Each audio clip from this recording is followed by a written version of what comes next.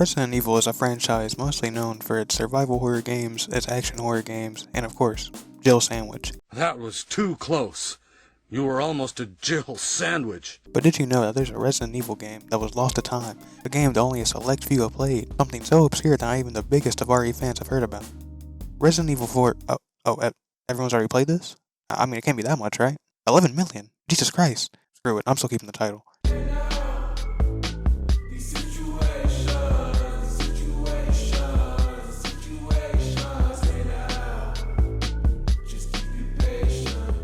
I love Resident Evil. It's one of my favorite franchises, yet I've never played RE4. Resident Evil 4 is said to be one of the best games in the series. Some people even say it's the best game ever made, even after the release of Ball in Wonderland. I'm here to debunk this. I'm about to see what's really going on. I'm about to put Resident Evil 4 feet under the ground. Oh, this game's actually pretty good. See, Resident Evil 4 is like Resident Evil 8, but 4 times better. Everything Resident Evil 8 does, RE4 does it better. Gameplay, better. Setting, better. President, better. Evil, better. L plus heathen plus no damsels. This game is split up into 6 chapters, each varying in content and location. Chapters 1 and 2 take you through the village to fight off all the residents of evil. Chapters 3 and 4 have you going through a massive castle fighting tons of new enemies. Chapter 5 and 6 have you in a military base on an island. Go ahead. Yeah. They're right. In Chapter 1, we find out that Leon is trying to save the president's daughter that was kidnapped on her way back from college. Buford, you listening? Now get this. How about you don't let your daughter get kidnapped next time, huh, Mr. President? Then maybe I wouldn't have to be here. You start out by going to this village. You encounter some unwelcoming hosts, but nothing Leon can't handle. You come across this house and... I think someone's trapped in the cabinet. John Marston's in this game? What the fuck? Both Leon and Luis, then get captured and Leon gets injected with the COVID vaccine. Except it's actually a parasite that slowly takes over his body. After escaping, you can now make your way to the church, but unfortunately, the door is locked, so you gotta find the pieces to open it. The chapter ends with Leon finding a giant fish. I think this will affect the trout population. Look at this goddamn lazy bitch that took Chester Stone milk crate. Bitch, I need to... Chapter 2 has you finally getting into the church to save Ashley. Here we meet Lord Sadler, who explains exactly what his plan is instead of just letting them go unknowingly spread the parasite. With Ashley, we end up making our way to the castle, but of course not without a giant zombie ambush and whatever the fuck this thing is. Just got the new Yeezys in the mail, see what they look like, I hope they got it right. In Chapter 3, we finally start exploring the castle. This is where the game really begins. All the game before this is useless. Fake game. This is where the true game starts. In the castle, the stakes are high, the enemies are cult members. And there's a shooting game, so that's pretty cool. We're introduced to Ramon, who looks like he's 40, is actually 20, but acts like he's 10. Ashley then gets herself trapped again, and now Leon has to find a way to save her. Again. Women. After some castle crawling and a maze, we come into contact with Ada Wong, where we get this epic action scene with Leon and Ada. Put your hands where I can see them. Sorry, but following a lady's lead just isn't my style.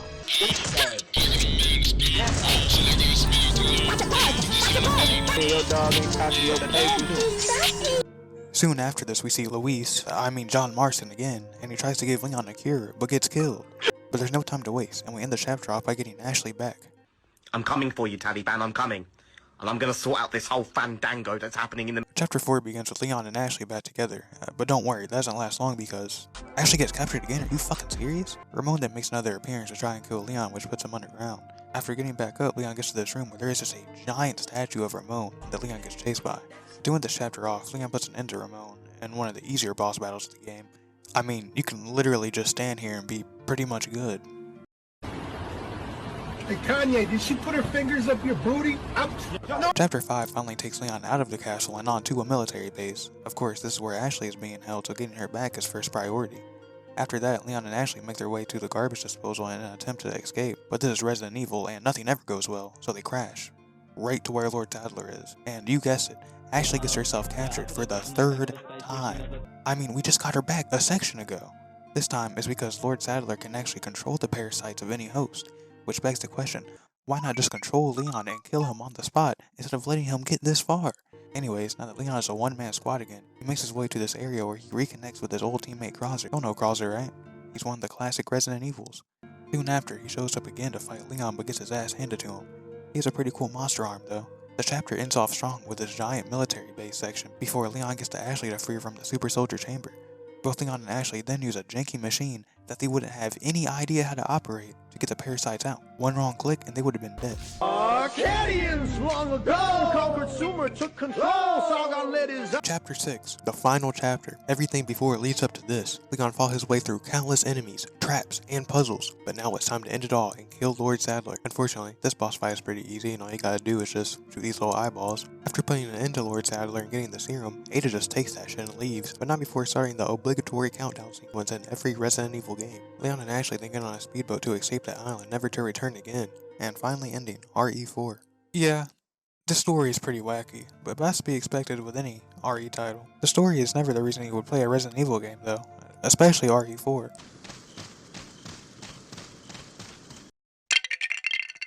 Where RE4 really shines is the gameplay, completely refined from any RE title before it. Resident Evil 4 offers gameplay that almost anyone would enjoy, instead of those bogus, cringe, fixed camera angles that I actually enjoy. We get a clean, over-the-shoulder experience. The combat of course has changed too. Leon can do a massive kick that knocks down everyone in the vicinity. Every gun has a sight no matter what it is. In fact, every gun in the game is pretty solid. A shotgun like the riot gun keeps the same amount of damage even from long range. The semi-auto is great if you want to sit back and pop any enemy you can. The magnums just do a ton of damage. There's even a mine thrower that sticks to anything you can think of. Oh, and you can upgrade most of these to get the most out of your weapon. But how do you get these weapons, you might ask? You be squirting or you on the cream team? What color the inside?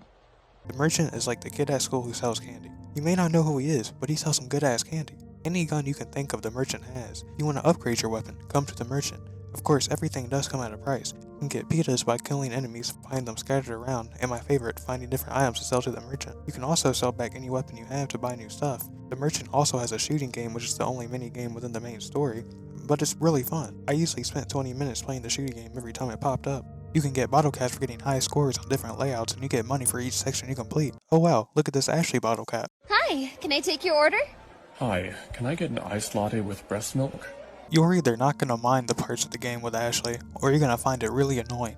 Any section with Ashley makes it so you have to watch out for your own health and Ashley's. This usually isn't a problem if you tell Ashley to wait in a dumpster or wait right before an area with a lot of enemies. But when you can't do this, that's when it gets rough, especially since there are sections in the game where you have to fend for yourself and Ashley at the same time. And if Ashley gets picked up and taken through a door, that's game over. Of course, this didn't happen to me because I'm a epic gamer. As seen earlier though, Ashley gets herself caught a lot so you don't have to deal with her through the whole game.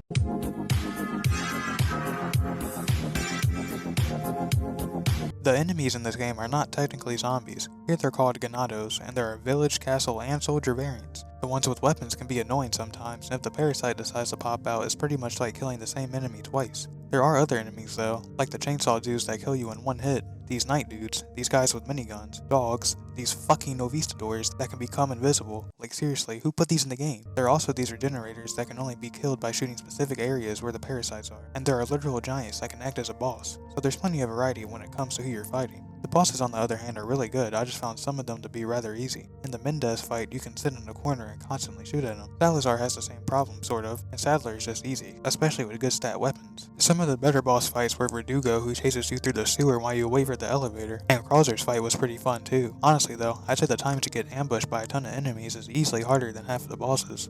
I'm never eating pussy in the Bronx again. As with any Resident Evil game, there are some extras to be played after beating the story. Resident Evil 4 brings the Separate Ways, Assignment Ada, and the obligatory Mercenary mode. Separate Ways has you playing as Ada while she goes through the story of the game through her perspective. Assignment Ada is a bit different as you're just going around collecting suitcases while fighting enemies, and it's not as fleshed out as Separate Ways. Mercenaries mode is about what you'd expect. You get to play as different characters while taking down enemies in the time given. Probably the most enjoyable extra mode. I want something big and round. Damn, bitch, you want the whole roll? After playing Resident Evil 4, I would definitely be in the crowd that says it's one of the best games in the franchise. It offered a change of pace from the titles before it, and it did not disappoint. The game is filled with action, and you'll always be at the edge of your seat while playing, wondering what the next ambush will be. Is it the best game ever made? I don't think so, but from the moment you open the game to the moment you close it, you can take one thing from it. Ashley fucking sucks.